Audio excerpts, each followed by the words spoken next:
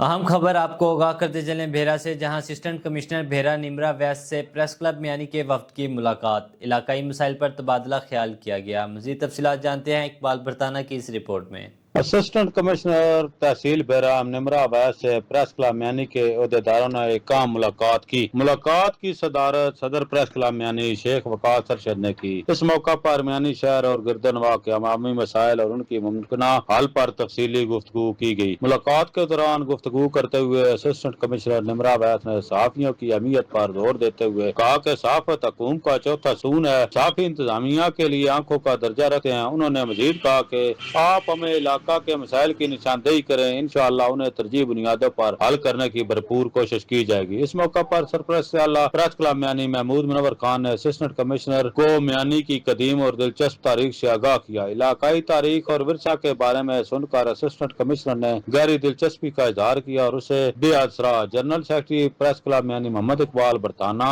نے نمرا ویس کو اسسٹنٹ کمشنر تحصیل بھیرا کا منصب سنبھالنے پر مبارکباد پیش کی اور انہیں خوش آمدید کہا۔ انہوں نے اسسٹنٹ کمشنر کو باضابطہ طور پر میانی کے دورے کی دعوت بھی دی تاکہ وہ خود علاقہ کی صورتحال کا معائنہ کر سکیں۔ ملاقات کے اختتام پر پریس کلب میانی کے عہدیداروں نے عوامی فلاح و بہبود کے لیے انتظامیہ کے ساتھ مکمل تعاون کے عزم کا اعادہ کیا۔ اس موقع پر صدر پریس کلب میانی شیخ وقاص ارشد، محمود منور خان، محمد اقبال برطانہ، چودھری اکرم ساجد، شیخ ارسلان، زبیر اسلم طور، محمد شکیل جنجوگا، میاں بلال یوسف شامل تھے۔ کیمرہ مین میاں بلال یوسف کے ساتھ محمد اقبال برطانہ، بگ نیوز تحصیل بھیرا۔